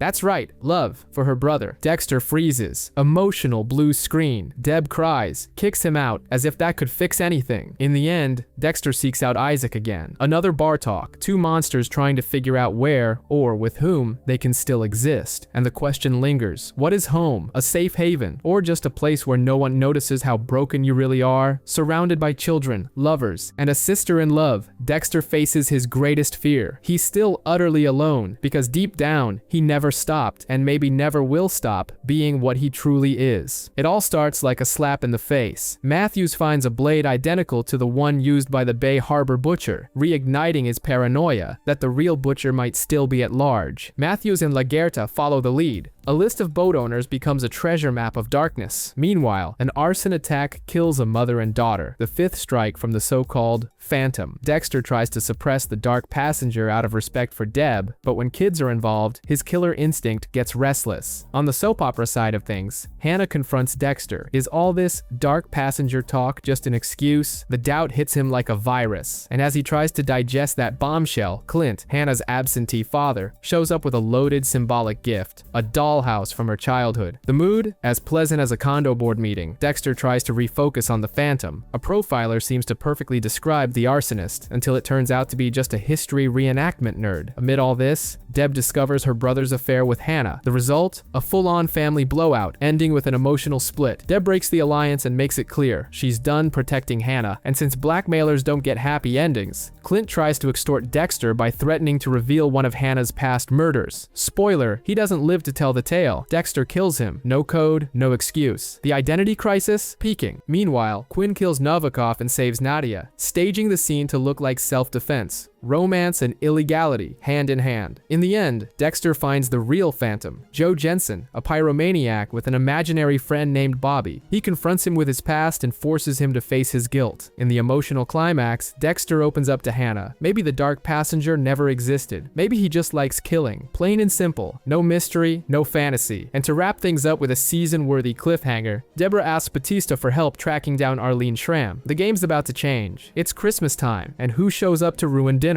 Dexter's past, of course. Lagerta, with her obsession radar dialed to max, becomes convinced that Dokes wasn't the Bay Harbor butcher, and that the real butcher is still out there, slicing away. To prove her theory, she brings in none other than Tom Matthews, a silver-haired man in an expensive suit with a flexible moral compass. Together, they start piecing together a puzzle that points straight to Dexter. Matthews tries to coax a confession out of Dexter, dropping hints like poisoned cookies, where Dokes died, the name Santos Jimenez, and the tragic fate of Dexter's mother. Dexter plays dumb, but he can already feel the ground slipping beneath him. And then comes the cherry on top. Hector Estrada, the last surviving member of the gang that murdered Dexter's mom, is getting released. Dexter sees it as the perfect opportunity to close the cycle, but it's a trap. Lagerta sets it up beautifully, using Estrada as bait, and nearly catches Dexter in the act. He only just escapes, like a true psychopath with ninja reflexes. Meanwhile, Debra's spiraling down her own dark path. She's investigating Hannah McKay, determined to prove the lovely florist is deadlier than her orchids. She finds Arlene Schramm, a witness from Hannah's past, and starts getting closer to the truth. But it comes at a cost. Debra gets into a car accident, and toxicology reveals she was drugged with high-grade anti-anxiety meds. Dexter gets suspicious and tests Debra's water, and of course, finds alprazolam. This isn't stress-induced insomnia, it's attempted murder. That's when it clicks. Hannah tried to kill Debra, and just like that, love turns to ashes. Torn between heartbreak and silent rage, Dexter hands the pen Hannah used in the Sal Price case over to the police. The result? She's arrested. End of the psychopathic couple. But there's no time to mourn the breakup. The plan to kill Estrada almost ends in a deadly trap. Lagerta now has proof, a solid theory, and a grudge. She's ready to bring Dexter down. Dexter's more lost than a TikTok recipe. His conscience is screaming, his morals are in the gutter, and the ghosts of his past are back for a special guest appearance. Hannah McKay, the deadly blonde, is behind bars, betrayed by the man who said he loved her, shooting him a look that says, "Wait for me at the exit." Meanwhile, Lagerta is one step away from blowing everything wide open, connecting the dots and pointing her finger at our favorite Bay Harbor butcher. Debra's hanging by a thread, breakdown after breakdown, tears, decisions that would make any drama writer proud. Dexter's running on sociopath spreadsheets, pretending everything's fine, until Hannah throws his abandonment in his face. She suggests a getaway a la Mr. and Mistress Smith, but he turns her down. Result? Romance shattered.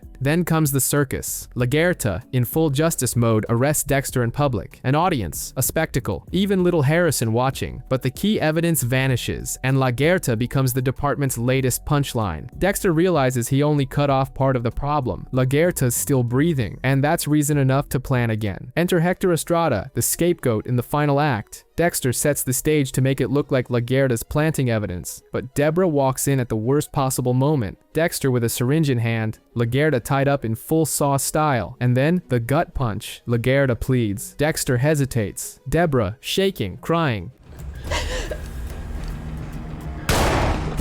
does the unthinkable. She shoots. She kills Lagerta, and with that, buries the last of the righteous cop inside her. The final piece of the old Debra dissolves right then and there. It all ends in a New Year's Eve vibe. Fireworks, hugs, and Debra with an empty stare, like she's erased her own soul. Dexter, for the first time, he has no answers. Just the grim certainty that he pushed his sister to the edge. The final question echoes like a New Year's Day hangover. Was this a new beginning? Or just the beginning of the end? The big absence this time, Debra. She's vanished, ignoring Dexter completely, living in a parallel universe where she's now a private investigator, dating criminals, and diving headfirst into a spiral of self-destruction. What does she want from her brother? Nothing. No hug, no help, not even a casual, long time no see. She wants distance, and if possible, an emotional restraining order. The relationship that once anchored the series is now an emotional minefield. Debra blames Dexter for everything.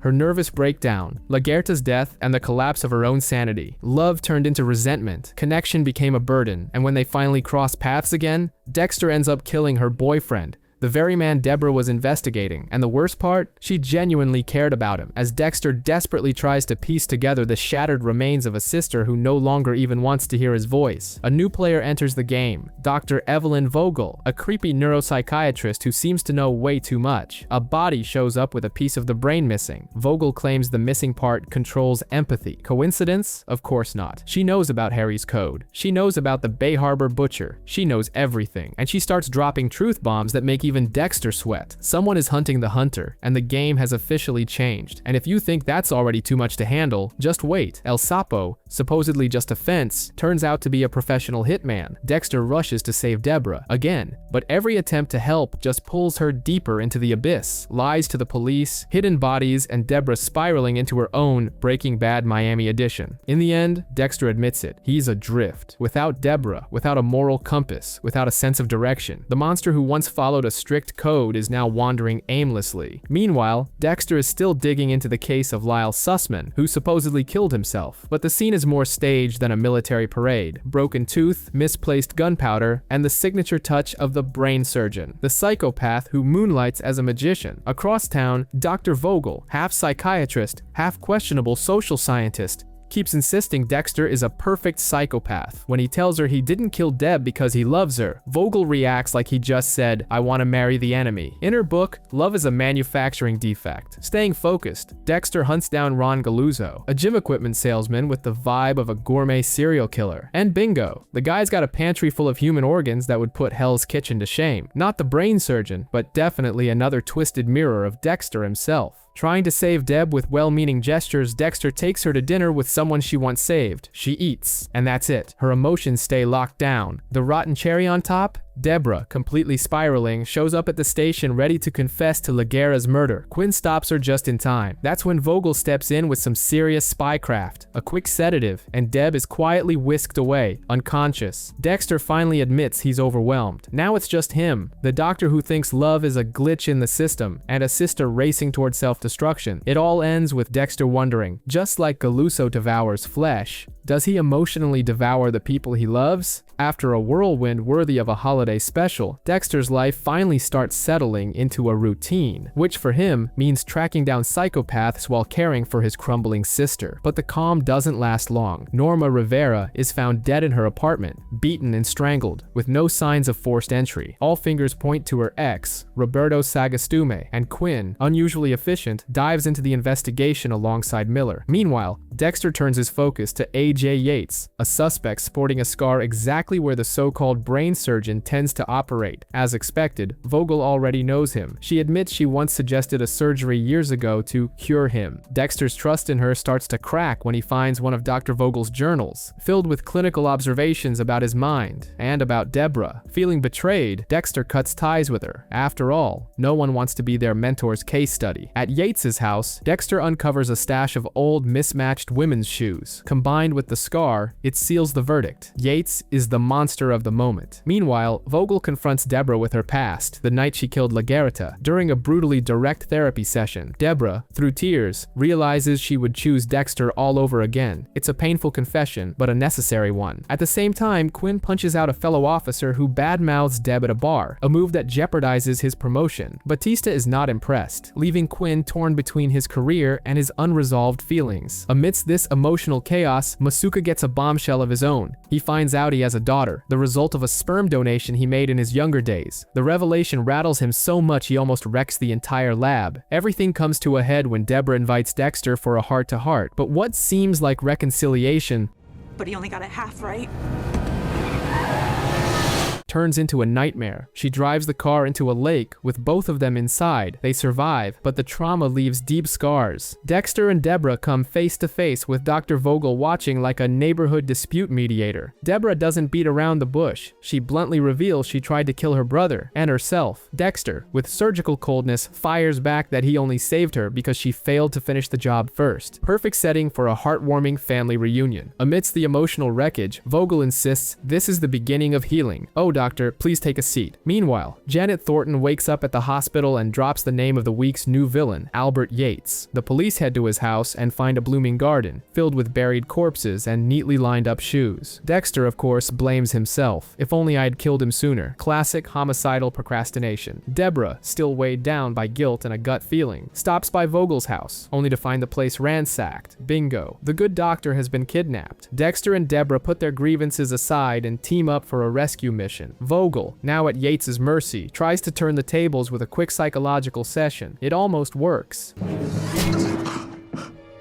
Meanwhile, the Norma Rivera case heats up. Zach Hamilton enters the radar, but the witness backs out. Stubborn Quinn keeps pushing the investigation. No evidence, no progress. Back at the rescue mission, Debra enlists Elway's help to track Vogel's cell phone. The sibling duo gears up for action. More Batman and Robin with family issues than the dynamic duo. They storm the hideout, save Vogel, and Dexter ties up loose ends the way he likes best. A clean cut, and that's the end of it. In the end, a rare moment of peace. Dexter, Vogel, and Debra on the boat. For once, Dexter just breathes. Vogel remarks that Debra is strong, Dexter is loyal, and maybe, just maybe, there's hope for this messy little family after all. The drama kicks off when Dexter discovers that Dr. Vogel has been mentoring Zach Hamilton, the kid he was sure had killed Norma Rivera. Dexter feels completely betrayed, like a rejected son. Vogel, on the other hand, thinks it's a brilliant idea, shaping Zach into a new Dexter, just like she once did with Harry, because apparently, teaching teenagers how to kill ethically is a perfectly acceptable hobby. Of course, Dexter isn't buying it. He tails Zach and sees the boy's excitement at crime scenes, analyzing blood spatter with stars in his eyes. The problem? Zach is scarily similar to him, a junior version. Meanwhile, Quinn is hell-bent on proving Zach's guilt, still bitter over losing that promotion. But Dexter starts wondering, could Zach actually be trained? Confirmation comes when Dexter finds a photo shoot of Norma's corpse, staged and taken by Zach. He confronts Vogel, who, ever composed, reveals she already knew. Zach had confessed, and then she drops a bomb. She thinks Dexter should train him. It sounds insane, but the idea plants a seed in Dexter's mind. After all, Zach is just a broken kid trying to make sense of his darkness. At the marina, Dexter suspects Zach is targeting Sophia, a club employee, but he's wrong. The real target is Ed Hamilton, Zach's cheating father. Zach has a full-on breakdown, admitting that killing Norma didn't bring peace, only chaos. When Dexter sees the boy shattered like that, he doesn't see a monster anymore. He sees a reflection of himself, and it hits him hard. After all, Dexter is a father now, too. Trying to live a normal life, Dexter goes on a date with Cassie, but pretending he's not the CEO of Murder Inc. isn't exactly easy. At Jamie's party, things seem calm, until Quinn's hidden resentment over the promotion comes to light. Jamie is hurt. Angel tries to smooth things over, but it's obvious there's a serious heart-to-heart coming. The episode ends with a simple but powerful scene. Harrison lies to Dexter. When confronted, the little boy says, "You lied too." Daddy, you lie.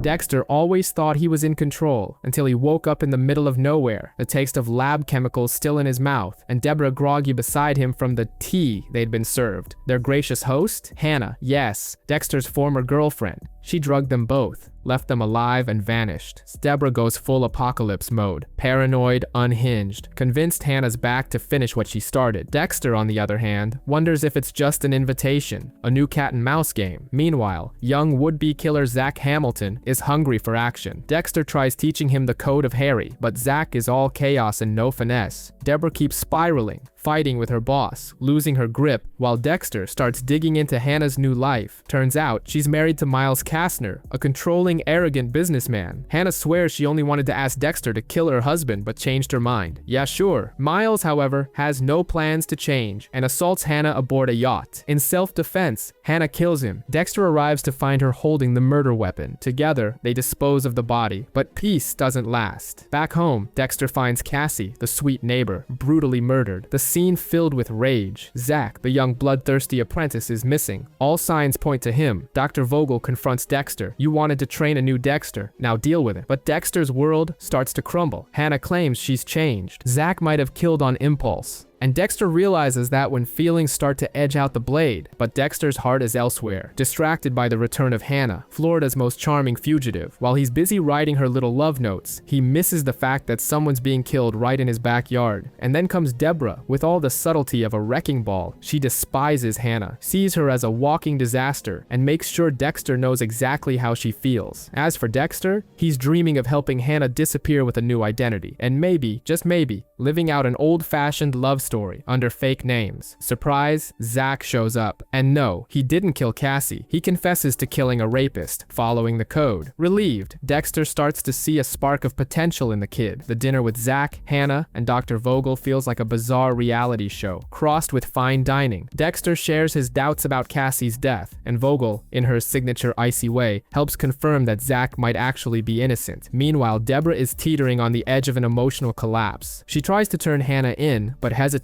Her boss, Elway, is already onto her, realizing that Deb's obsession with Dexter and Hannah has more to do with unresolved trauma than any real sense of justice. Deb starts questioning whether any of this still makes sense. Dexter hands Hannah, now Claire Thompson, her fake documents. She promises to leave town. Their goodbye is heavy and silent. Dexter has made up his mind. He's ready to hang up the knife and live the perfect family dream with Hannah and Harrison. But first, there's one small detail he needs to handle. Oliver Saxon, the psycho of the moment. If Saxon isn't out of the picture, there's no escape, no fresh start. Meanwhile, Dr. Vogel is reliving the trauma with her son, Oliver, in a twisted little play where he tries to convince her he can be a functional serial killer, just like Dexter. The tension, thicker than a soap opera paternity reveal. Dexter, with no time for serial killer heart-to-hearts, flips the spyware Saxon planted on Vogel's computer against him. The result?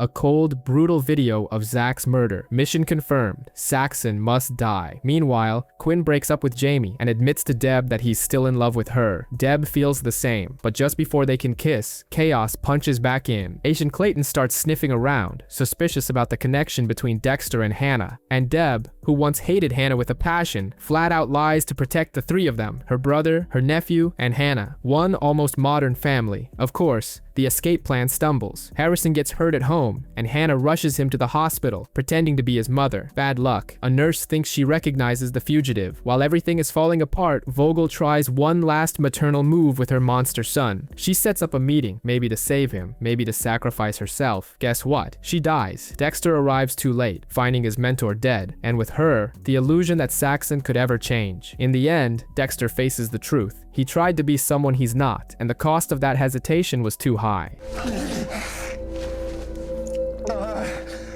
Dexter has never been this emotionally raw. After losing Evelyn Vogel, his mentor, therapist, and perhaps the only person who truly understood his dark side at the hands of the ruthless Oliver Saxon, but this time, the game has changed. It's personal. Dexter no longer seeks justice. He wants revenge. At the same time, he's trying to orchestrate an escape plan with Hannah and Harrison to Buenos Aires, all while a literal storm brews on the horizon. As their getaway plan comes together, complete with plane tickets and a rented apartment, Dexter continues his hunt for Saxon. He tracks him to a gruesome lair, an abandoned hospital, where Saxon documented his crimes like a twisted horror YouTuber. A showdown between them becomes inevitable. But when they finally come face to face, Dexter does the unthinkable. He lets Saxon live. For the first time, he tries to act like a normal man. Meanwhile, Elway remains obsessed with capturing Hannah and pressures Debra to betray her. Deb lies to protect Hannah, making it clear where her loyalty lies. But fate, as always, has another cruel twist in store. Dexter decides to turn Saxon over to the police, hoping to give Debra the chance to be the hero, and that's when everything falls apart.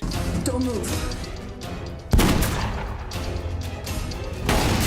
During Saxon's transport, he escapes and opens fire. Debra is shot, and with her, everything Dexter had left to hope for is destroyed. It all ends with the stage set for a new beginning that may never come, because as always, Dexter's past demands payment, and it demands it in blood. After years of swimming through an ocean of corpses and bad decisions, Dexter finally glimpses a thread of hope on the horizon. He, Hannah, and little Harrison are planning to vanish off the map and start over in Argentina, because running off to another continent fixes everything, right? But fate loves to ruin happy endings. At the airport, a storm grounds all flights. Elway shows up as a last-minute villain. Hannah hides out in a bathroom. Dexter pulls off a little performance, lures airport security, and delays Elway. Meanwhile, Debra pays the price for trusting too much. She's attacked by Saxon, rushed to the hospital, and vents to Quinn, questioning if she ever deserved any of this. A classic dose of karma, but there's a flicker of redemption. Quinn still believes in her, and so do we. Dexter races to the hospital, while Hannah and Harrison flee to Jacksonville. Debra, summoning the last of her strength, sends Dexter a final message: to go live, be happy, climb mountains, or at least try not to destroy more lives. But the script doesn't forgive. During surgery, Deb suffers a stroke. The diagnosis hits like a punch to the gut, a permanent vegetative state. She breathes, but she'll never truly be herself again. Devastated, Dexter makes the only choice he knows: end the cycle. He visits Saxon at the precinct, fabricates a forensic excuse, and with a pen,